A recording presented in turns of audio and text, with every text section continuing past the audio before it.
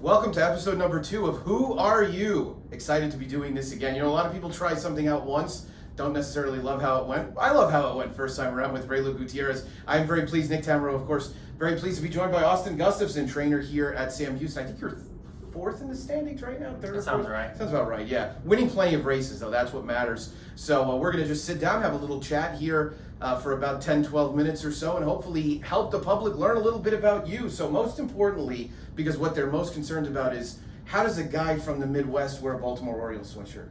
That's hilarious. I was thinking when I was walking in here, you might ask me about the sweatshirt. So the sweatshirt is just really comfortable. I wear it all the time. We're actually looking into getting some stuff made with my brand on it of that. Facing tipped in Timonium last year. I went out there for the sale. My wife met me. We went to an Orioles game. I was like, I'm not a baseball fan. Yeah. She's like, let's go get some gear. So I went and got the hoodie. That's fine. And I love it. It's just comfortable. I wear it all the time. Camden It's right there. Camden Yards is a cool spot. Yeah. It's It's super cool. Yeah. From what I understand, though, the Orioles are not a very good team. Yeah. That is accurate. Yeah, that is true. But I was actually watching. I think I was doing the paddock analysis one night. You were walking around, and I was like, how does he have a Baltimore Orioles sweatshirt on? It's just kind of a random thing. But I will tell you, the Angelos family that owns the Orioles has been active in horse racing over the years. So Maybe I'll get lucky. Could be, exactly. So you are the son of a trainer. Yes. Got into the game basically because you had no choice. Unfortunately, it seems like that. Yeah, going through high school. So I guess going back a little bit farther, growing up, my dad, he's real short, 5'4". Mm-hmm. Everybody was like, you know, when your kid's old enough, he's going to be a jockey and, you know, you'll be his agent and this and that. And then come like 15, 16, I shot way up.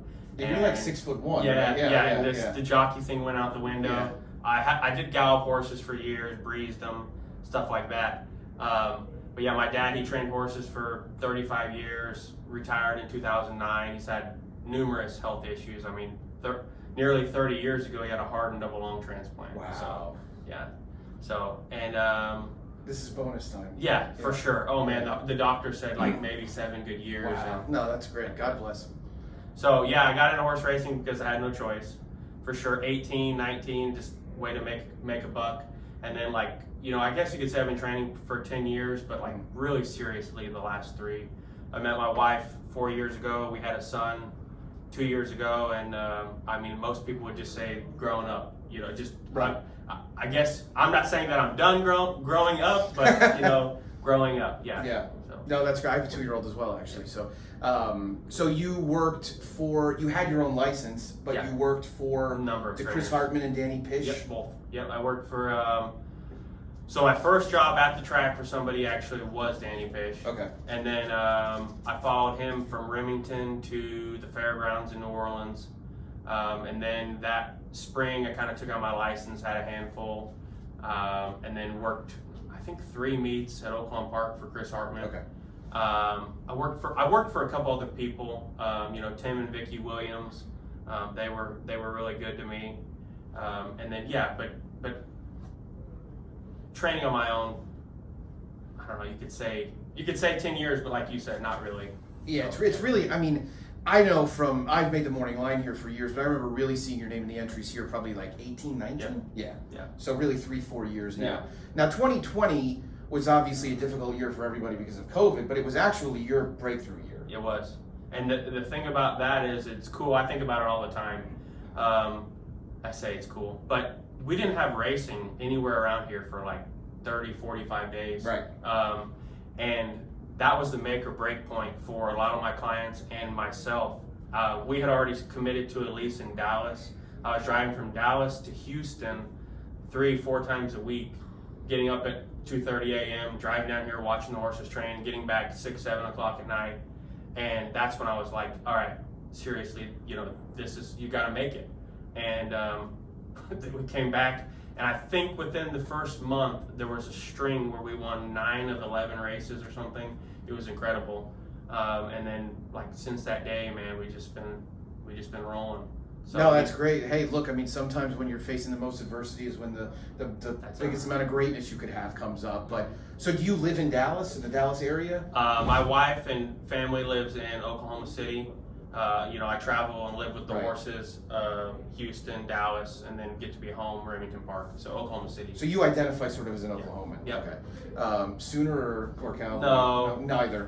Neither. Yeah. Husker, right? You were born in Nebraska, weren't you? Growing up, I was like forced to be a Husker. Yeah. But they left the Big 12, and I don't know. I mean, I love college football, Yeah. and I kind of like. I have a lot of friends that are Sooners fans, but I'm not really a fan of any team. Yeah. But Unless their sweatshirt's comfortable. yes, if they have good sweatshirts, I'm in. So, obviously a time like this, I mean, right now you're a good distance from home, and I noticed you had your family here last week, and it was certainly delaying your ability to get to the winner's circle quickly. But I mean, that's what wives and kids are good for. Hopefully ours won't watch this. But so what is that like? I mean, that's hard. I always think that the rider and trainers. I live in Houston, but trainers and jockeys have such a transient lifestyle. Yeah. That's got to be tough. I'm fortunate that I'm able to go home nearly every week, Sunday to Tuesday. So Okay. I get to be home 2 days, and then there's like no work. It's just only family time. We always plan out things to do on those days. My wife, she's not from the racehorse world. We went to high school together. We met years later, and in my defense, I feel bad for her. But in my defense, she knew it from I met her like the first week of December, and then we went to Oakland Park, and I told her, I said, I'm going to be gone. She's like, what do you mean? And I was like, I'm going to be gone for like the next 8 months. And she's like, okay. And then she just, every other week, drove, come to see me. And I was like, man, this chick's for real. and then that's it. It's a way to prove it out. Yes, right? Yeah, she toughed it out for sure. Yeah, and so now we have 2 little ones, and man, last week, that was tough. That was tough. We had 3 hotel rooms. Her dad was here, her mom was here, all of our kids, and it was tough, but we managed, and we had a good week. So yeah, you did have a good week. Actually, I was going to ask you about Field of Fear, who won here on a Saturday night, who looks like a really promising 3-year-old. I'm really proud of that horse. We bought 6 year Kevin Kuda, Forge Head Stables, took a leap 2 Septembers ago, September 2020. He said, hey, look, I'm going to send you to Keeneland. I want you to buy 4 horses, 150, 200,000. I was like, okay. So we bought 6 for 300,000. Anyways, that horse is probably our best one, up to 6 this far. And, won a 2-year-old stakes last year pretty impressively. Yeah. And we've gone through a few things where the horse is maturing, and his brain, he couldn't quite take it. Like, he was getting real nervous and stuff before the races. But we've done a number of things, saddle on the walk, keep him real quiet, going to the gates. And it was nice to see him perform like he did. And then his pedigree and his size suggests, more ground.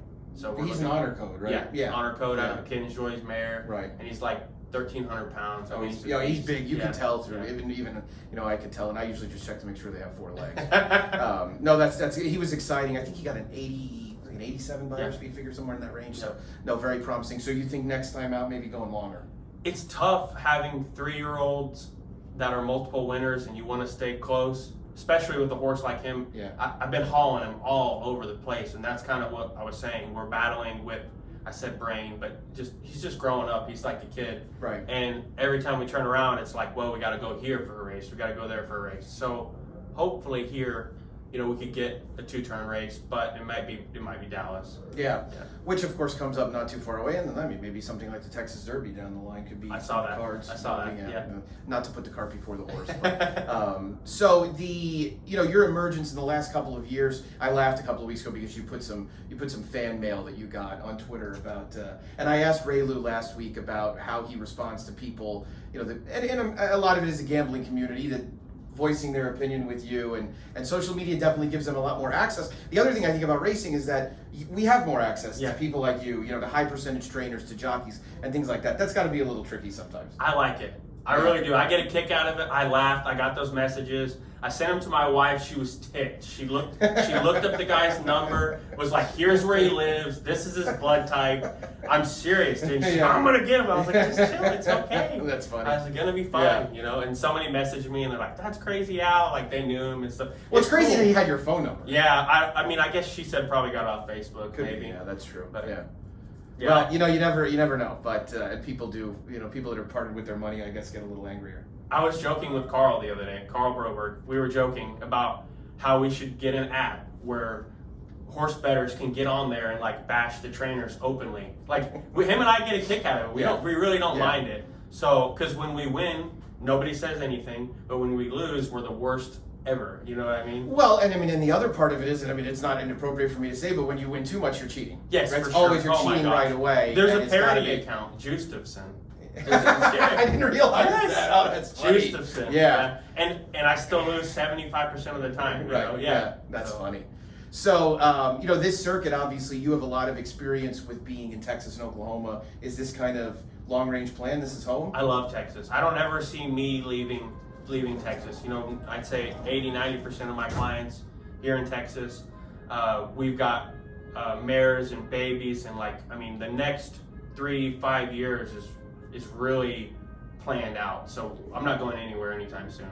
And so obviously the horse industry escrow account, the increased purses have been a good thing. Oh my gosh, I've been so lucky that, like, I think I was here 1 year and had to gut it out when the purses were not worth 19, it. I think. Yeah. Right. And then since then, yeah, we got the money.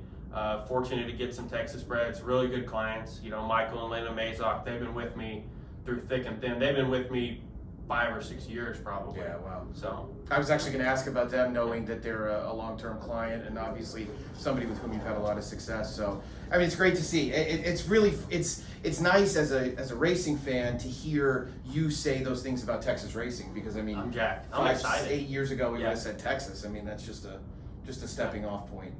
Yeah, and then, I mean, I'm not the only one. I mean, there's a lot of people who are really pumped about it. And I think it's been a good thing. From what I understand, yeah, they boosted the purses, but people are spending more money, you know, and that was kind of what the idea was, I think. Right, no question about it. All right, well, we're going to wrap it up here in just a couple of seconds. I'll admit we're filming this race before the first race, and I need to call the first race in 6 minutes. But so I asked Ray Lou last week, I'll ask you the same thing. What race do you want to win, not called the Derby, Preakness, Belmont, or a Breeders' Cup race? That's a tough one. Oh, man. The Texas Stallion Futurity. Yeah, I ran second in the boys and third in the girls, and then again last year third in the boys, and for some reason that's been on my hit list. You're knocking on the door. Yeah, I think we're gonna get it. We've got a good shot this year. We've got a number in the sale, and that as far as short-term goals go, that's definitely one of them. Yep. That's great to hear. Well, I can't thank you enough for joining me. This has been fun, and hopefully it helps you grow your social media profile, which seems like at least your real account, not even the parody account's got enough attention. I love, this is recorded, but just for fun, I love the 5 in the first right now. There we go, Yeah, alternate time in yes. the first race, whose silks I memorized luckily when they walked by. Austin Gustafson, thank you so much for joining me. Again, for all of you, we'll be doing this on a weekly basis. I don't have next week's guest, so don't ask yet, but this will be up in time for me to find one out. Thank you very much for tuning into the second episode of Who Are You? And until next time, best of luck.